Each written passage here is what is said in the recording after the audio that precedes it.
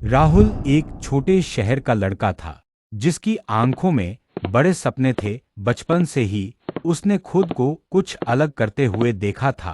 कभी कविताएं लिखते, कभी रंगों से खेलते हुए चित्र बनाते, लेकिन उसका परिवार चाहता था कि वह डॉक्टर बने। वह अक्सर अपने सपनों और दूसरों की अपेक्षाओं के बीच उलझ जाता। पढ़ाई में वह औसत था, पर जब 12वीं के बाद मेडिकल की तैयारी करनी पड़ी, तो वह पूरी लगन से जुट गया। दिन रात किताबों में डूबा रहा, कोचिंग क्लासेज की, खुद से बहुत सारी उम्मीदें बांध ली, लेकिन परीक्षा परिणाम ने सब तोड़ दिया। वह असफल हो गया।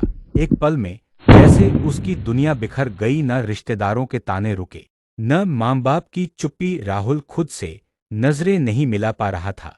असफलता की खबर मोहल्ले में आग की तरह फैल गई। इतना पढ़ाया और देखो क्या निकला। लोगों की बातें राहुल के कानों में जहर घोल रही थीं। घरवाले खामोश थे, लेकिन उनकी नजरें बहुत कुछ कह रही थीं। राहुल ने खुद को कमरे में बंद कर लिया। वह दिन भर बिस्तर पर पड़ा रहता, न कुछ खाता, न बोलता। किताबें जो कभी उसकी उम्मीद थीं, अब बोझ बन गई थीं। उसे लगने लगा कि वह एक नाकाम इंसान है, जिसके पास अब कोई रास्ता नहीं बचा है। उसका आत्मविश्वास पूरी तरह टूट चुका था। सोशल मीडिया पर दोस्त सफल हो रहे थे, कॉलेजों में दाखिला पा रहे थे, और राहुल अंधेरे में डूबा हुआ था। उसे समझ नहीं आ रहा था कि आगे क्या करे। वह धीरे धीरे गुमसुम होता गया, जैसे किसी ने उसकी आवाज छीन ली हो। एक दिन राहुल ने अपनी पुरानी डायरी उठाई। उसमें वे कविताएं थीं जो उसने बचपन में लिखी थीं। एक कविता की पंक्तियां थीं, गिरकर जो फिर से उठे, वही सच्चा योद्धा होता है। इसने उसके भीतर कुछ जगा दिया। उसने अपने पुराने स्केच निकाले, फिर से पेंटिंग शुरू की, इंटरनेट पर ट्यूटोरियल देखे, डिजिटल आर्ट सीखा, ग्राफिक डिजाइन की तकनीकें समझी। शुरुआत में यह सब शौक जैसा था, लेकिन धीरे धीरे उसे लगने लगा कि यह उसका असली रास्ता है।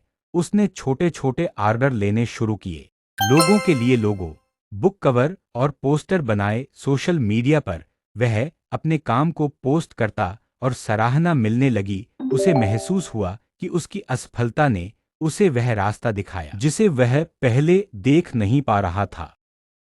राहुल का आत्मविश्वास अब लौटने लगा था। उसने एक ऑनलाइन स्टोर शुरू किया, जहां वह अपने आर्टवर्क और कविताएं बेचने लगा। वह दिन रात मेहनत करता, सीखता, गलतियां करता और फिर से खड़ा होता। धीरे धीरे उसे पहचान मिलने लगी। कॉलेज के कुछ प्रोफेसरों ने उसके काम को नोटिस किया और उसे एक आर्ट एग्जीबिशन में बुलाया गया। वहां उसके पेंटिंग्स ने लोगों का दिल जीत लिया। उसने फ्रीलांस प्रोजेक्ट्स लेने शुरू किए और अब वह खुद को एक प्रोफेशनल आर्टिस्ट कहने लगा। घरवाले जो कभी निराश थे, अब उस पर गर्व करने लगे। उसकी मां ने जब पहली बार कहा, मुझे तुम पर फख्र है, तो राहुल की आंखों से आंसू बह निकले। उसने जाना कि सच्ची जीत वही होती है जो अपने दम पर मिले।